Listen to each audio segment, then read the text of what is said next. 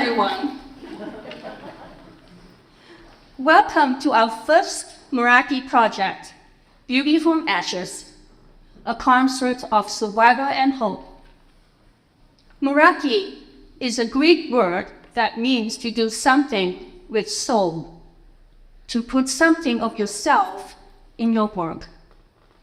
My vision in founding this organization is to create a space where artists can transform their stories of pain and survival into powerful works of art. Just like the butterfly on our logo, we believe that life is a journey that allows us to be transformed and fly, to experience life to the fullest. We believe that bad things are just a season and a chapter in our lives, and we can turn those experiences into something beautiful and strong. Through events like Beauty from Ashes, we hope to build a community where people can find their voice, share their stories, and begin their healing journey through creative expression. I want to thank everyone who made this event possible. Our incredible musicians, dancers, visual artists, special guests from out of town, the Secret Studio, our videographer and media production, and the entire crew here at the Square Room. And to our dedicated Transformance Art team and MC, thank you for all your hard work. Most of all, thank you all for being here with us tonight. Tonight, we are thrilled to present 3 brand new works commissioned by Transformance Art specifically for this event. This evening, you will be among the first to experience the premiere of a new classical piece, a new jazz piece, and a new contemporary dance piece. September is National Suicide Prevention Month. This evening is more than just an expression of art. It's a gathering to find beauty in the broken pieces of our world, to remember those we have lost, to honor those who are still with us, and to support those who have bravely chosen to share their stories. So what can you do? Your presence here tonight is the first step. If our mission resonates with you, I invite you to join our journey. As you leave tonight, we encourage you to share your own story and the hope you have found here with others. Because every act of art, every shared story, and every moment of connection helps us build a world where hope is not just a dream, but a masterpiece we create together. Thank you.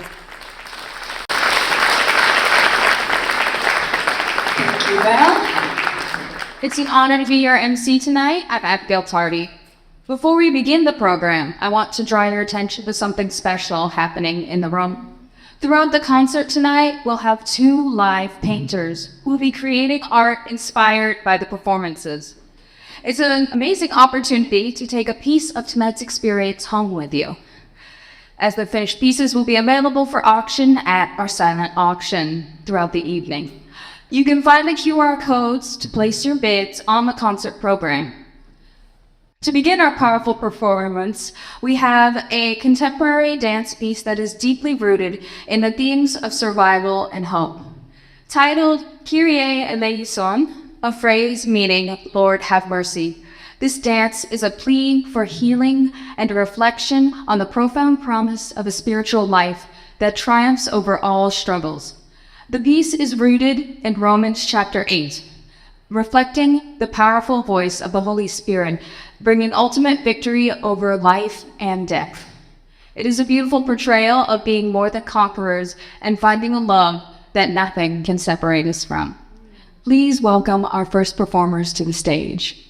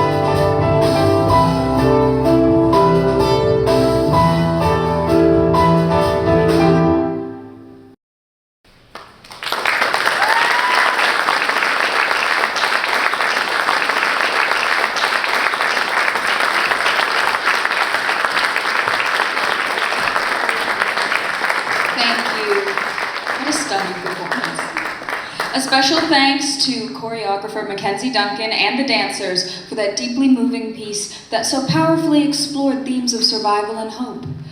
At this time, I'd like to invite choreographer Mackenzie Duncan and the dancers to the stage for a moment of recognition. Please join me in giving them a warm welcome.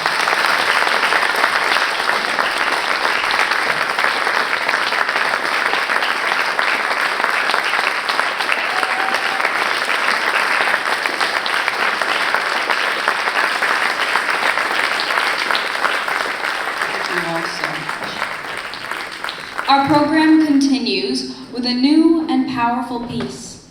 It is my honor to announce the world premiere of the song cycle, 7 Songs for a Dead Son, based on the deeply personal poems of our guest speaker, Janet Burroway, who is with us in the audience tonight.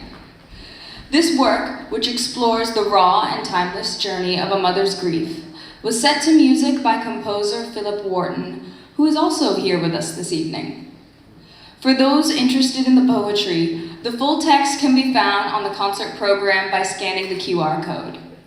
Due to the continuous nature of this piece, we kindly ask that you hold your applause until after the 7th song. Bringing this new work to life are soprano Carla Thielen-Hansen and pianist Belto. Please give them a warm welcome.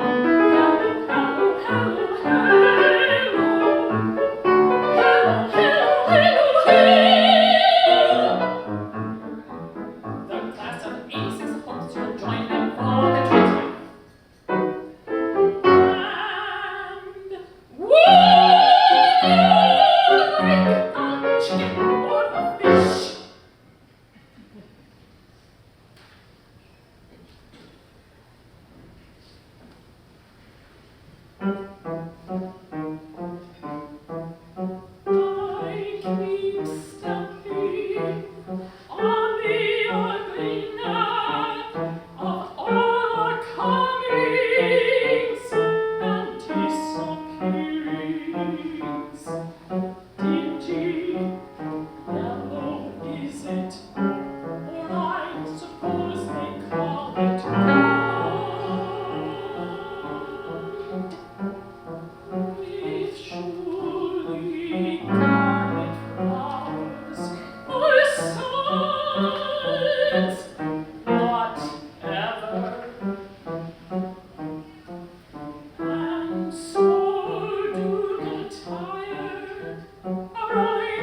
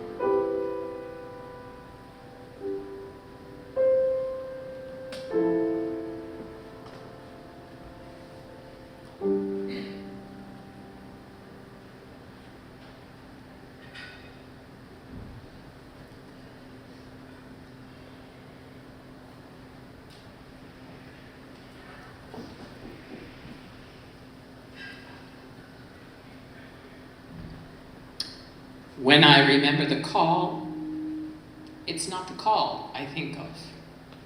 That, after all, was a matter of fiber optics and cochlea. From the drum, the hammer, and all that, not much understood, nor wondered at. No. What I recall is a night in Sussex, several years before.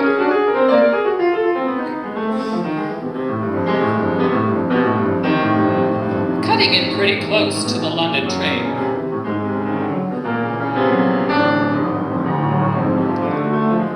Dolly driving, chatting of antiques. Not a lot of traffic, just the narrow road, curve after curve. Hawthorn thicket, dense. Hill after hill, and the dark.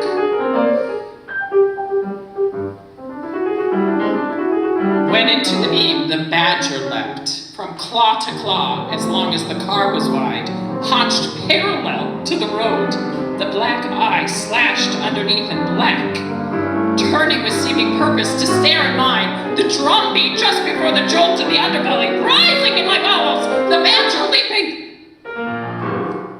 Surely already dead. Out of the beam, the dark on the other side. Oh, we were hammered sure and hard enough to skew us into oncoming traffic, but there was no traffic. Only the country road winding downhill toward the London train already slowing. Interlude station. That would take me shaking to Victoria and parts of Nome. No option in the outer world but to leave you where you had already leapt with seeming purpose. Claw, to claw, into the thorn dark wood on the other side.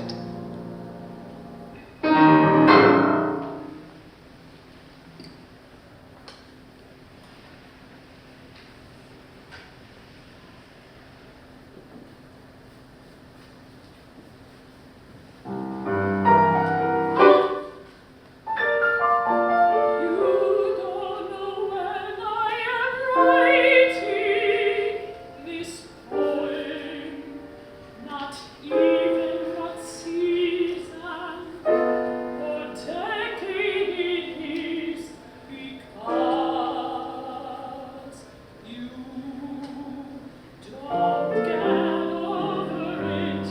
You get used to it. You don't get over it. You get used to it. Only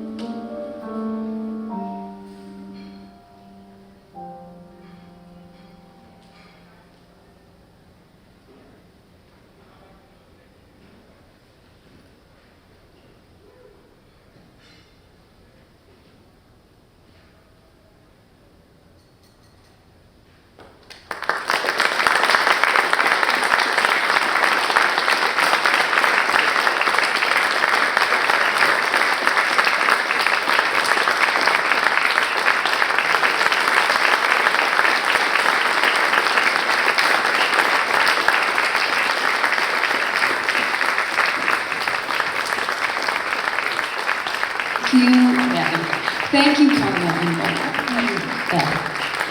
That was a poignant, heartbreaking performance. Your artistry brought this deeply personal work to life for all of us.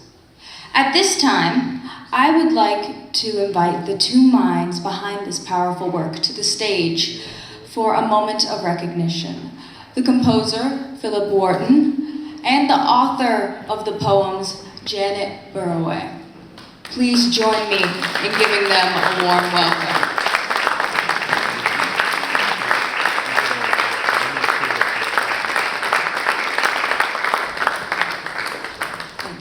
It is a distinguished author and professor emerita from Florida State University. She has written over 20 books, including novels, children's books, essays, and poetry. Her work has appeared in publications like the New York Times and The Guardian. She is also known for her widely used fiction writing text, Writing Fiction, A Guide to Narrative Craft, and her plays have been performed in Los Angeles, Chicago, and London. Please give a warm welcome to Janet Burroway.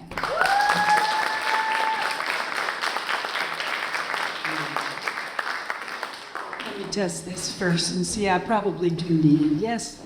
Yes.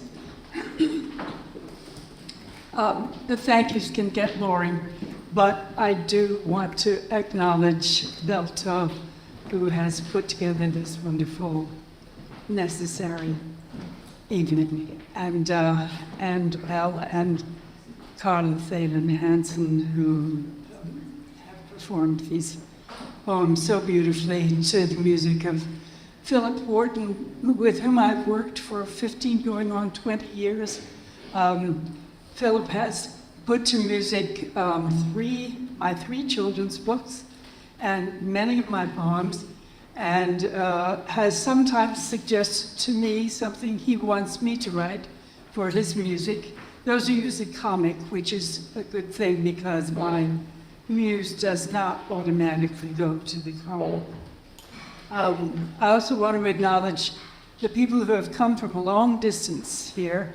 My husband, Peter Rupert, who has come from Chicago with me, but I won't point him out because he doesn't like to be spotted out. And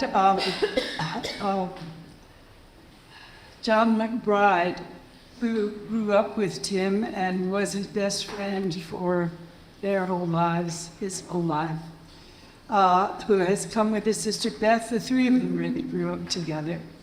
And last but not least, Tara Iselin, Tim's daughter, who has just come from New York to be with us tonight. Tara was 3.5 when Tim died, and she was told by all of us by agreement that her father had become a star. So she describes how, as a child, she used to look up at the night sky every night and try to pick out which star he was. And that got her interested in the stars and the planets and space. And she is now in her second year of an MA program in astrophysics. She's just, in fact, come from the island of Elba. You may remember Napoleon was exiled, where she had to present a paper, and I will get this right, on detecting galaxy clusters using gamma rays. I have no idea what they mean. I'm going to talk a little bit about Tim and then ask if there are any questions, and I would like you to feel free to ask any question, because I think we don't talk about suicide nearly enough. I grew up in a family where suicide was never mentioned because it was against God's will. And I feel with my own son's death that everything should be out in the open, everything. Tim was one of those kids who fell in love with the Army when he was a toddler I don't know how many of them they are. I'm pretty sure all of them are boys. But he would sit through his whole childhood with a single toothpick and a tube of the kind of glue you use for airplanes, airplane glue, I guess it's called, and make it a perfect join between the wing and the body of a Messerschmitt.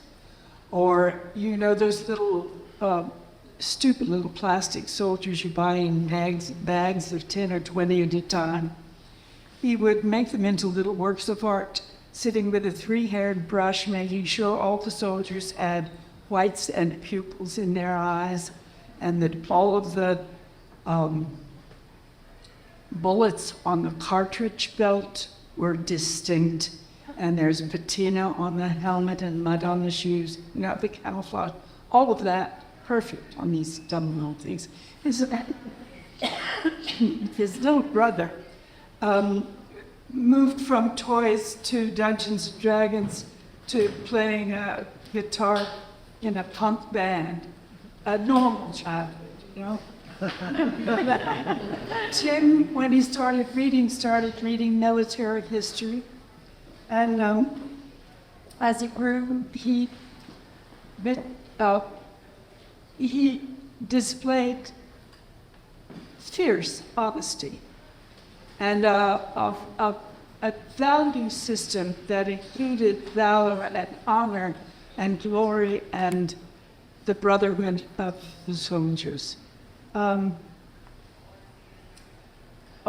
the course of high school and college, he joined the Presbyterian Church, good, and the Republican Party, okay, and the NRA and ROTC. I always knew he would. And as he went through that period, he and I had a lot of tension, difficult moments. I mean, difficult for me sometimes because a liberal friend of mine would come up and say, "I've been talking to your son, how do you stand it?" And my mother self would rise up in defense of my son. Whereas he and I agreed that we had a serious, we were able to talk about this. And we agreed that we had a unique problem, really, or an unusual problem, in that we had to love each other without having the same worldview, having truly opposite worldviews. And we agreed that we were pretty good at it. He said once to me, "Mom, it's a good thing it's you who's the liberal, because I wouldn't have let you be the way you've let me be me." I'm proud of that. But he would bring me a gun, lay it across my hands, and ask me to admire the stock and the wood of it, and I would kind of agree and back. Anytime.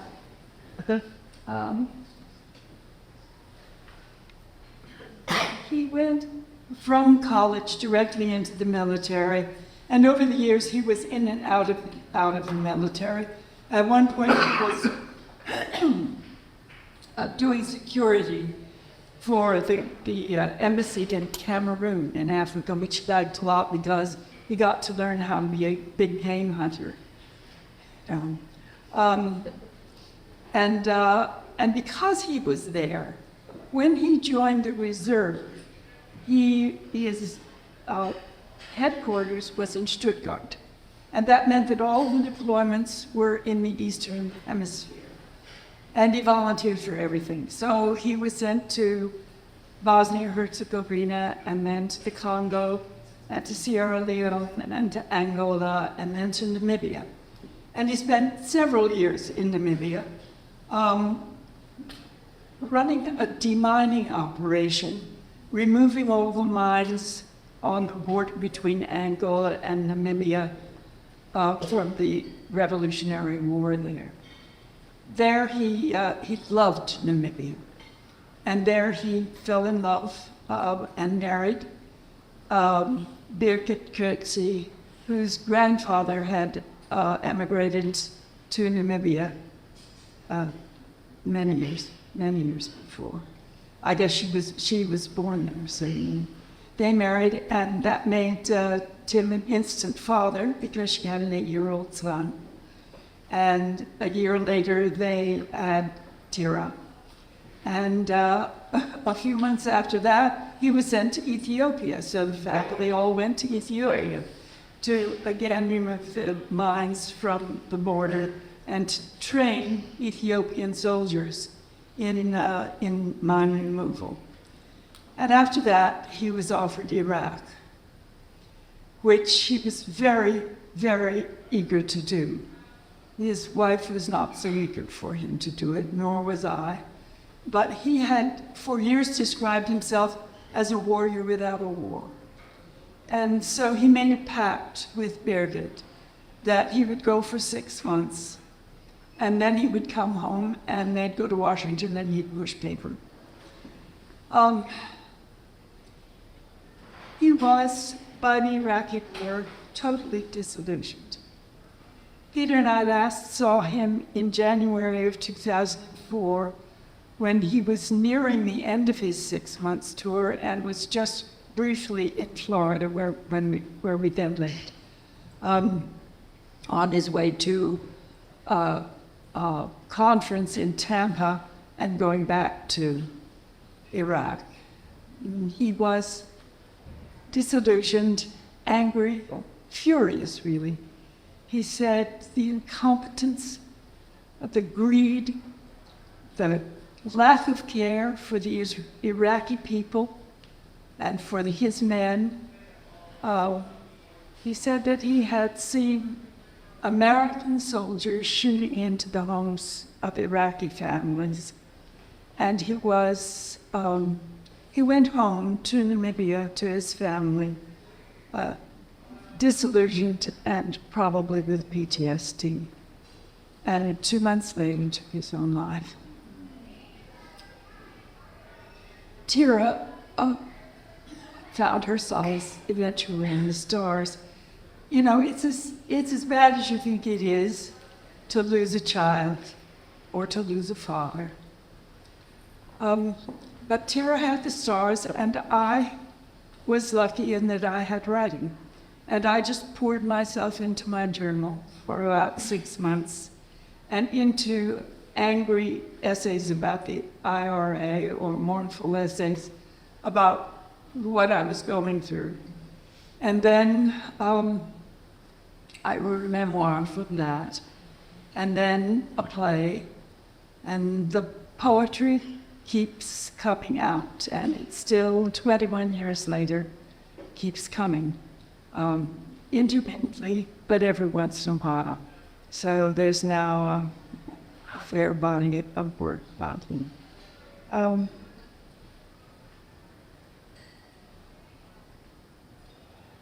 Because I had writing, I think I was able to deal in a way that some people struggle to find a way to deal. There was a woman who asked me, one evening when like this, I was reading from the memoir, and she asked me, what does it feel like to be up there talking about her son who committed suicide? And I thought about it, and I said, it makes me feel he's a little bit alive. And it does make me feel the writing about him and the talking about him makes me feel that he's a little bit alive. So I hope if you have any questions, and I don't know, is there light enough to see? Yeah, I can see you. If anybody has any questions about that whole process, I would be very happy to talk. Please, speak up. How do you think that music translates what your meaning is in your poetry in a way that just the spoken word can't? It's more beautiful than the words themselves. Basically that. I think that when the arts combine, there is a new thing created that has the kind of depth that the theater has, and I've always loved the theater. And so I think it is, if I can think in 3 dimensions, the words added to the music makes another dimension for me.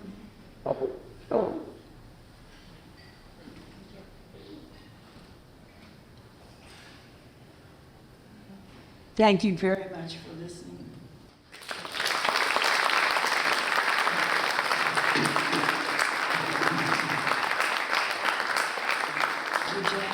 It's an honor to have you with us tonight. That concludes the first half of our concert. We will now take a 20-minute intermission. During this time, please feel free to walk around. We have an art walk displaying incredible works from 4 artists who are sharing their stories of hope and healing. As mentioned earlier, our 2 live painters are creating art throughout the concert, and their finished pieces, 2 from each artist, will be available for bidding at our silent auction.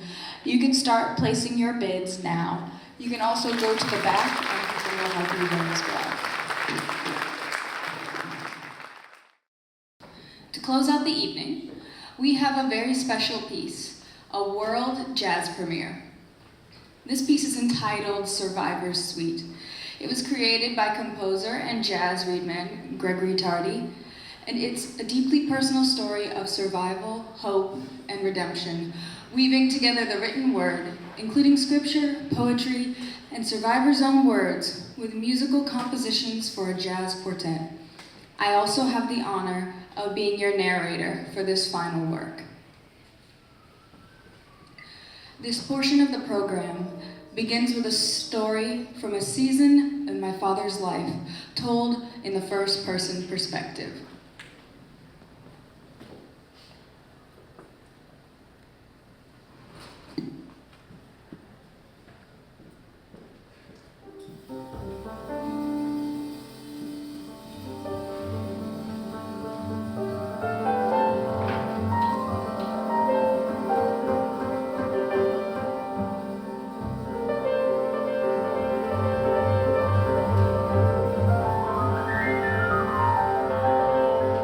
It was 1990, midwinter in Milwaukee, and I had been homeless for about a week. I finally found a job and a temporary place to stay when I had an accident. My car was totaled and I lost my license. Then my job fell through. I was on the verge of homelessness again and having most of my belongings confiscated. During this time, I also went through an epic, painful breakup. I thought my life was going nowhere. I feared my music career was going nowhere. I felt I didn't belong anywhere. I was also tired of dealing with the pain of racism. I felt alone, that no one understood me. The hurt and grief I was experiencing from all of this ceased to be emotional and became a physical pain that cut deeply into my heart.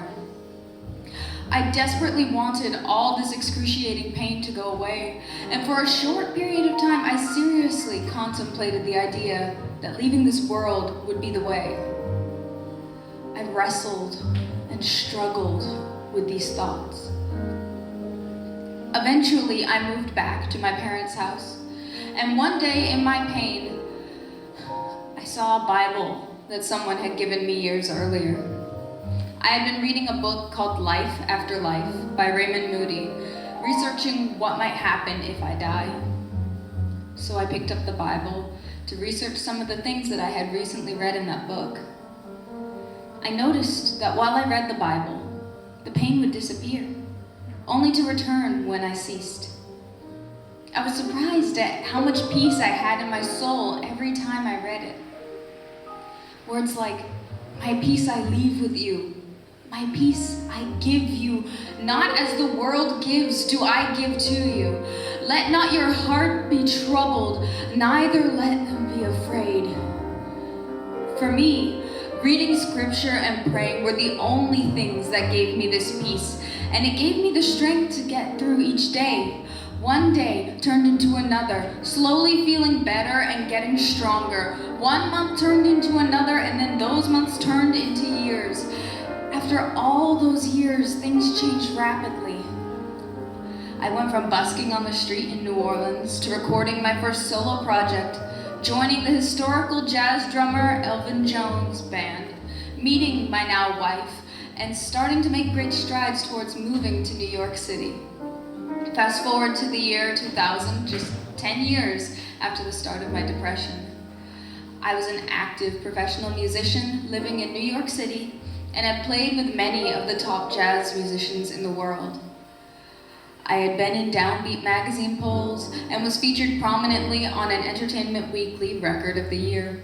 I had recorded for the historical Impulse label under my own name and had toured internationally many times. I was also married to the most wonderful woman on the planet and would have children coming within the next couple of years. Most importantly, my life was firmly dedicated to Jesus Christ, and he became my anchor and the center of everything that I do.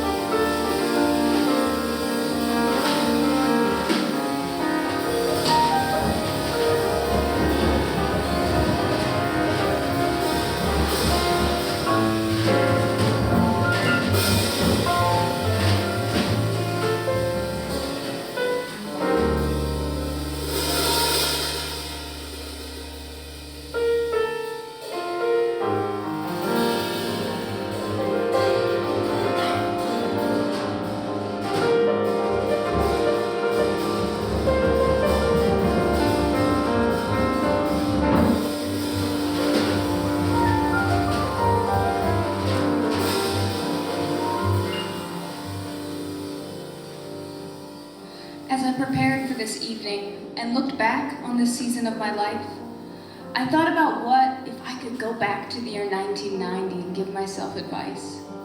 What would I tell myself?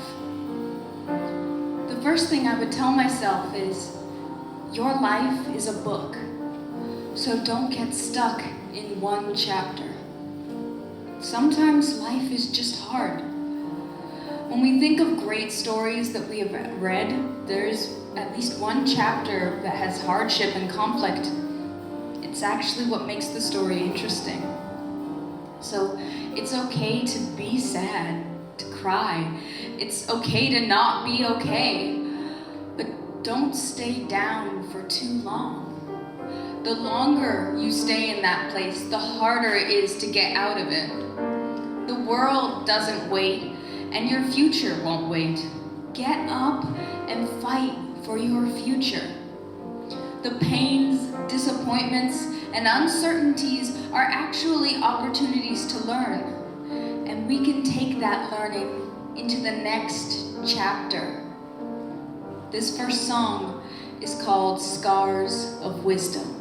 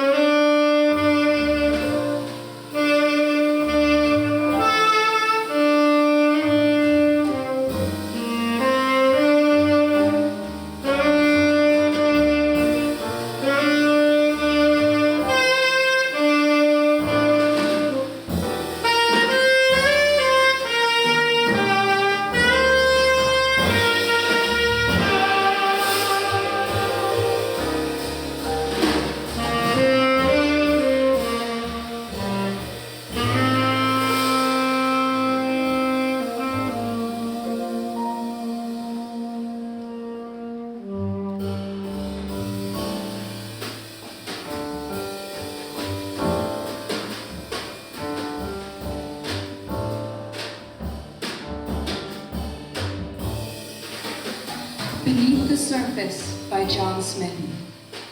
Beneath the surface of my smile lies a story untold of battles fought within myself as I fought to break the mold.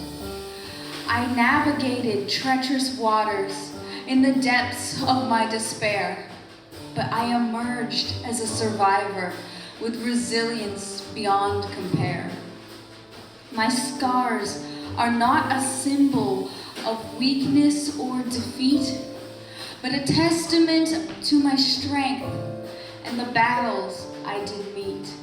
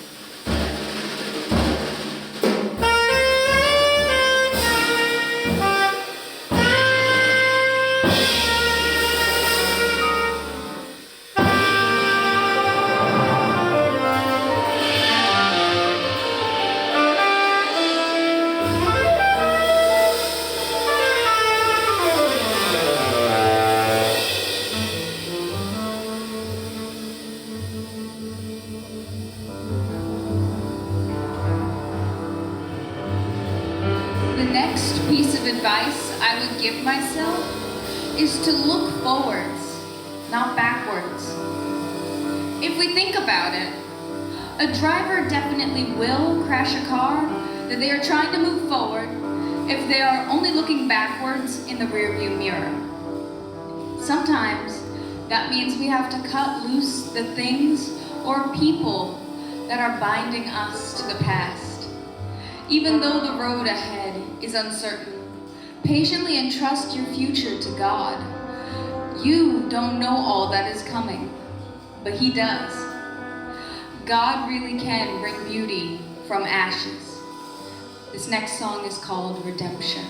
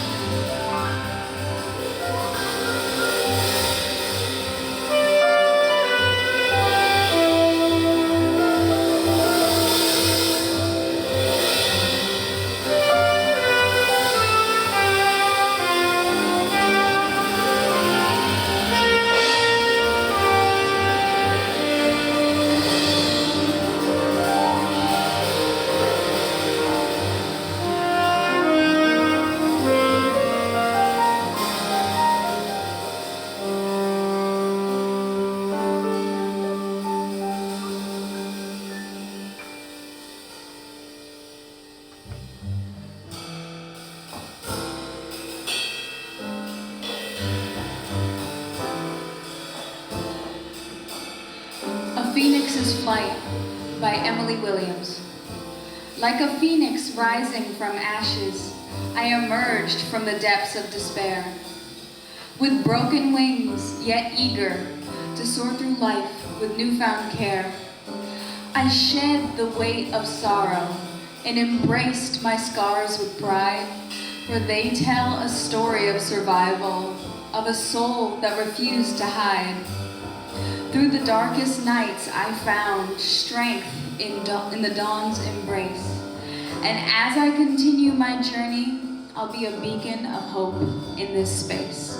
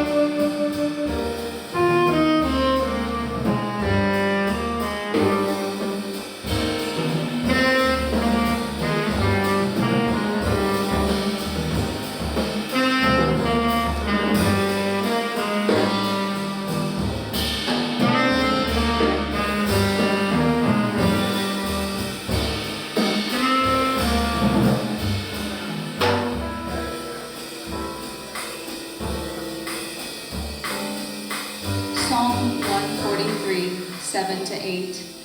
Answer me quickly, O Lord. My spirit fails. Do not hide your face from me, or I will be like those who go down to the pit. Let the morning bring me word of your unfailing love, for I have put my trust in you. Show me the way I should go, for to you I entrust my life.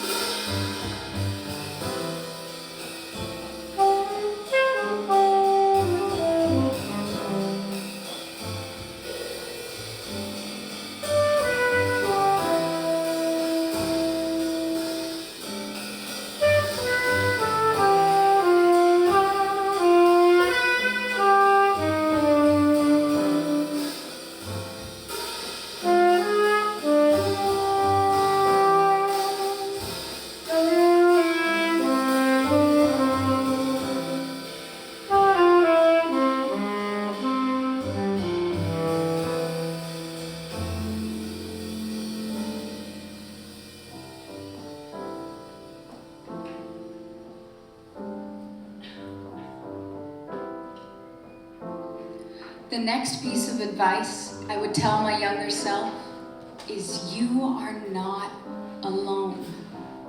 As one survivor says, in the depths of despair, I discovered the power of hope. It whispered, you are not alone, for I am with you. Often, small children are afraid of the dark and fear what is around them in the room. They are afraid of what they cannot see. I would have told myself to read Isaiah 41:10. Do not fear, for I am with you. Do not be dismayed, for I am your God. I will strengthen you and help you. I will uphold you with my righteous right hand. This next song is called Fear Not.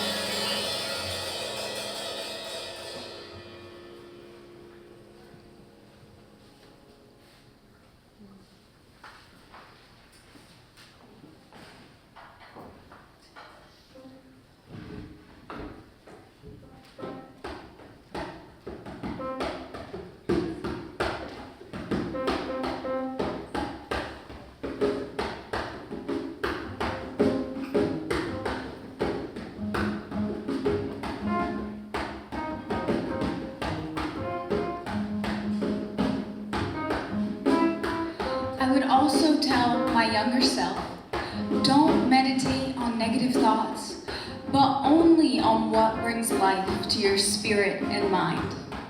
It's often said the person we spend the most time with is the biggest influence on us. And when you think about it, we actually spend the most time with ourselves. So be sure the words that are on repeat in your head are life-giving words. As it says in Philippians 4:8, finally, brothers and sisters, whatever is true, whatever is noble, whatever is right, whatever is pure, whatever is lovely, whatever is admirable, if anything is excellent or praiseworthy, think about such things.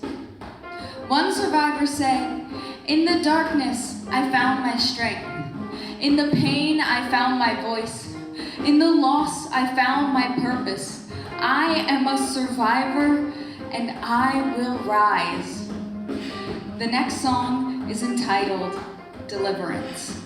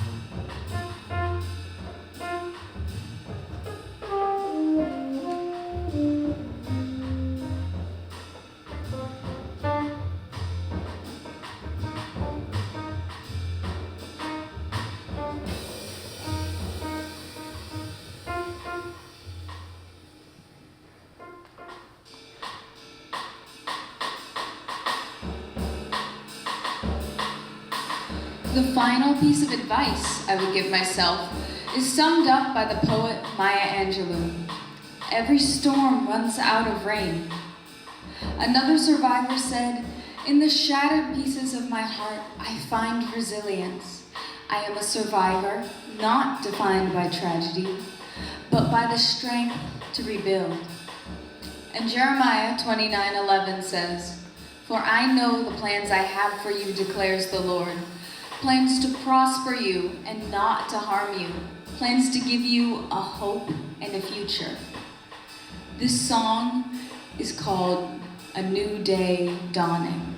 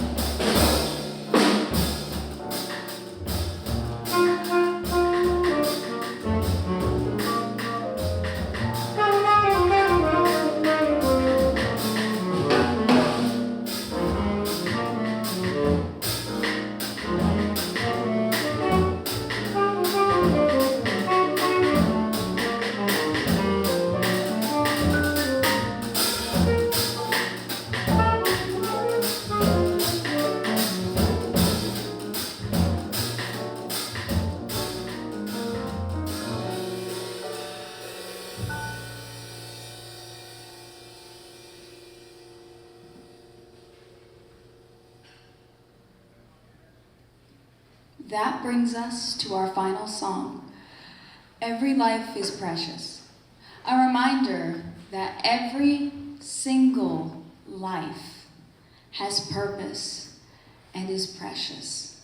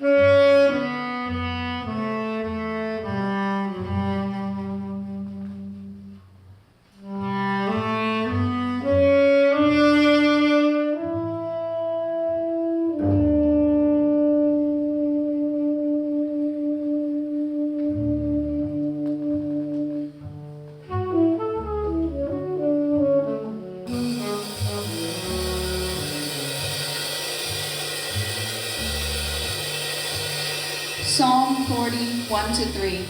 I waited patiently for the Lord. He turned to me and heard my cry.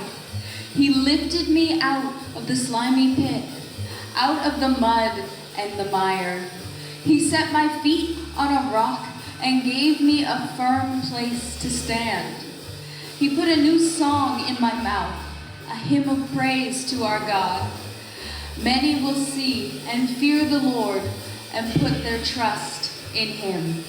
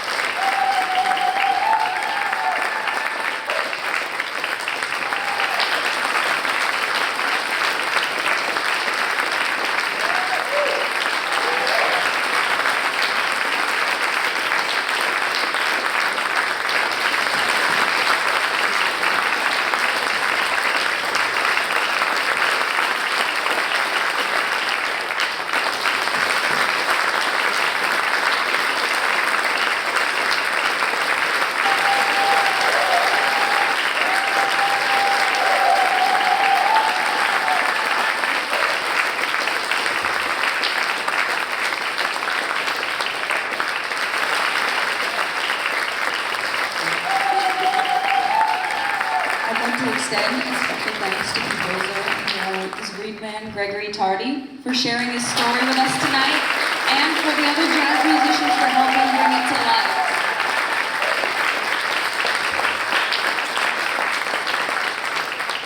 I want to extend a final huge thank you to all of our performers tonight, our dancers, our musicians, and our artists for sharing their incredible gifts with us.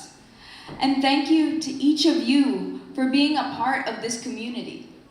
It's your presence that makes this event and others like it so meaningful. Tonight is just the beginning. Our long-term goal is to expand globally, offering diverse art-based programs and services to individuals and communities, and we hope to establish a physical location in the coming years.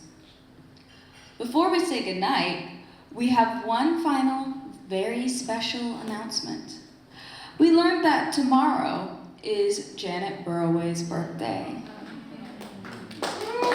So, on behalf of Transformance Art and all of us here, please join me in singing happy birthday to her now. Happy birthday to you. Happy birthday to you. Happy birthday, dear Janet. Happy birthday to you. Thank you.